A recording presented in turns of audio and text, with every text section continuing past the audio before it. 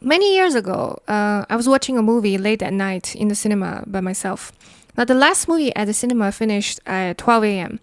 As I was going home on the way back from the cinema, I kept thinking about this one particular scene from the movie, right, I just watched. Unfortunately, I don't remember the movie anymore, but I still remember that particular scene till this day because there was something very interesting in it. Right, the movie was in black and white, that I remember. Now, the scene was set in 1930s, maybe, I'm not sure, right? In the scene, a man is, I would say, late 40s, right? Made his way back home at the end of the day, ready to relax, right? Just a regular day. Now, in the movie, he was someone who thought and observed a lot. An observer, right? A deep thinker, a life philosopher, some kind, perhaps. Now, he walked into his quiet home and started his evening routine right away. He needed, some kind of setup to relax, to think clearly. Now, first, he turned on the old metal stove for heat. And at the same time, he started making coffee. Right? While the coffee was brewing, he took out his pipe and tobacco and started packing it carefully for smoking. Now, he didn't wait for one thing to finish before starting the next. He also picked up a newspaper at the same time and poured a glass of whiskey. Now, the thing about this scene, right, was that he needed all four things ready at the same time, right? It wasn't just about relaxing. It was like he needed these physical things, the heat, the smell of coffee, the whiskey in his hand, the newspaper, right, to ground him in a way, right? So his mind could work, so he could be himself, he could relax, right? So I was thinking, to be the deep thinker he was, to try and make sense of the world, right? Especially a world full of sadness and trouble and suffering, right? He needed this external fuel, right? The coffee, the smoke, the liquor, the news, they all had to be present for him simultaneously. And he could not wait. So maybe waiting was this empty space where the noise of the world or feeling of the void could rush in a minute. Now, I was watching this whole thing in motion. It really grabbed my attention at the time, and I still think about it to this day. Now, many years ago, I myself became quite engrossed in the whole religion versus atheism discussion, like many of you, right? I spent a lot of time watching the key figures discussing the subject, and I observed Christopher Hitchens, right, closely, specifically, right? I was quite curious how he would be drinking and smoking, and sometimes even, during very thought-intensive exchange on stage. And he often spoke about alcohol's ability to provide, a slight creative spark or inspiration, suggesting it could act as this loosening of mental restraints, that aids the mind. So even as a regular person, me, not as a philosopher, who's constantly wondering about all the big questions, there were times when, after finally coming to some kind of private revelation in my mind, a breakthrough, after being stuck on things that troubled me deeply for months on end, I still had this indescribable feeling at the back of my mind that it was the feeling that even if I reach a new way of thinking, right, a breakthrough in my own suffering, right, clarity, understanding, right, deeper understanding, the process itself, right, just sent me into such an intensive state that I needed an outlet to alleviate the mental pressure. And I still felt that no matter how enlightened I might be for that moment, right, the intensity required an immediate release where I had to search for, some kind of external stimulus again, for comfort. In this day and age, we know that certain things which provide the mental release are ultimately damaging to the body, right? Regardless of whether the effect is long-term or temporary. Now, this leads to a question. If the mental breakthrough itself wasn't enough to truly soothe the mind and the body, or the soul, as the saying goes. But what is the value of this clarity and profound understanding anyways? Right? It seems to me that in the end, no matter how clear my thoughts have become or how much profundity I have gained, I will still need some kind of external relief, right? And a lot of times that relief can be a self-destructive type of relief, right? It's often like that for some reason, right? So back to the character I saw in the movie that I was talking about at the beginning of this video. I see now how he had to have all his outlets, alcohol, tobacco, coffee, reading, news, whatever, right, simultaneously to relieve or satisfy the mental needs. Yeah, and the whole motion of these acts themselves were profound to me that I still think about it today, right? And I think about myself in that context too, right? Now, it's a common thread among influential thinkers that external stimulants were seen as necessary tools, not just vices, right, to sustain intense mental work. For instance, right, I read somewhere the novelist, I don't know how to say the name, he treated coffee like a brutal fuel of some kind, right? Drinking up to, if this is true, 50 cups daily, just to force his mind to ride beyond its natural limits. Similarly, existentialists, right, relied on high dose of tobacco and even amphetamines, right, viewing these substances as harsh chemicals, aids to help focus for his intellectual output. Now, I read a little bit of his book in high school, right? It was very intense. I probably didn't understand much at the time. Now, this idea of necessary balanced ritual also extended to, people like famous people like Winston Churchill, right? Who his routine was a constant mix of whiskey, soda, large cigars, which he considered essential for maintaining the high pressure demands of his leadership and work and all that. The most interesting figure of them all, right, to me is Dostoyevsky's life. Showed that deep thinker often need an escape, right? He was brilliant, but he was always under extreme stress. He was poor, sick, with epilepsy and obsessed with gambling. Now, he wrote his famous intense novels because he had to pay off, big debts, right? This meant he wrote constantly using strong coffee and tea to keep going.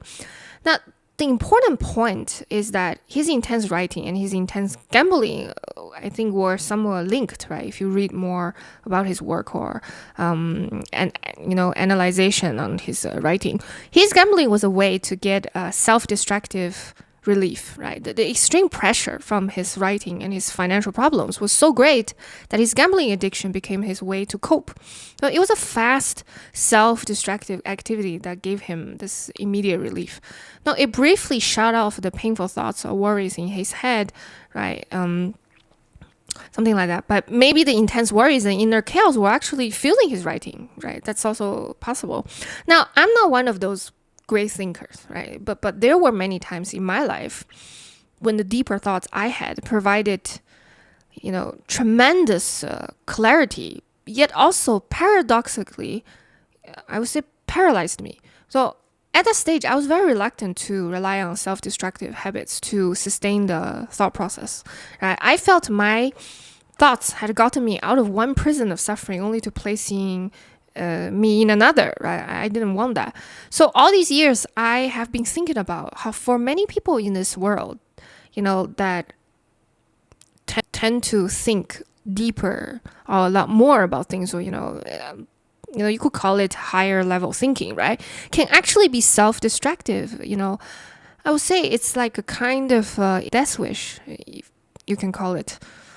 The act of achieving profound thought or breakthrough in suffering, what I previously called, personal enlightenment or clarity, right, is not ultimately soothing most of the time, right? Instead, the process of reaching this depth is so intense that it pushes the thinker to a critical threshold of mental pressure. Now, because the intensity of this clarity cannot be, a lot of times internally sustained, right? The mind immediately requires a powerful outlet to alleviate, whatever pressure there is.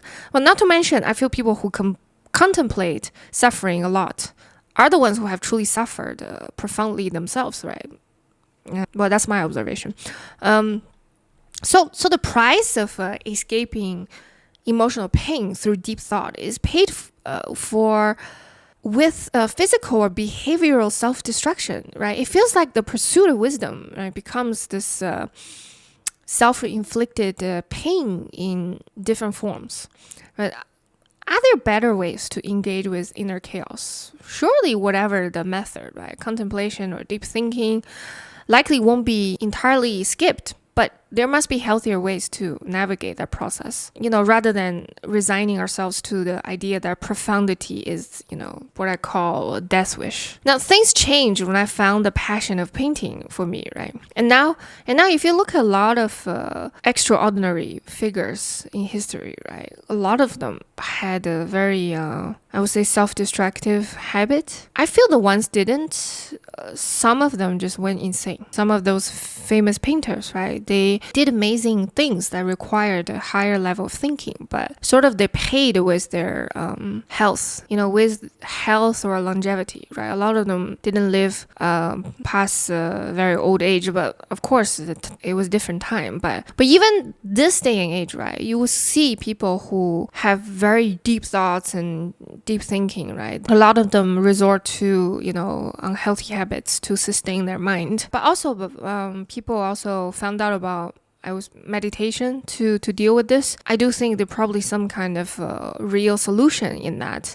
But meditation itself, right, it requires a lot of discipline, understanding, what this is about, how to do it, a lot of practice, right? It can be hard. It can take a lot to even go anywhere, right? And this is what I have faced a lot in the past too. When I was suffering, I would say a lot of times I also had temptation to form some kind of habit that can help me alleviate my mind. But things have changed when I found the passion of painting. It's not a perfect solution, but I believe it offered a healthier balance. And painting isn't so much about the rigorous logical process in the mind, right? Like when I talk about politics, philosophy, these things, right? Yes, it can be methodical, but it is quite different from, intensely dissecting suffering. So as I mentioned, there's a reason I was never too drawn to mastering impressive techniques to achieve higher skill set. I still work on skill to an extent, but that's not the end goal, right? The goal isn't to be impressive. Whatever we do in life, right? I'm just very reluctant to care about that, to be impressive in some kind of ways, right? The goal is to express things to the best of my ability, to engage in the very act of expressing. That's how I feel about my videos too. I feel like they're just an act of expression. So the process itself kind of creates this channel. So whatever is stuck in my mind has a creative way to be released, right? I'm talking about this because this is how I deal with this problem now. So sometimes it works like this, right? Maybe you've seen or experienced too much ugliness, in this world. And over time, it inflicts pain on your existence, right? It damages your mind, damages your body. But you don't fully believe that this is all there is, right? Deep down, you know that there's another side of the coin, right? Which is the beauty of being alive in this world. So you find a creative way, outlet to balance the ugliness, you've experienced or witnessed.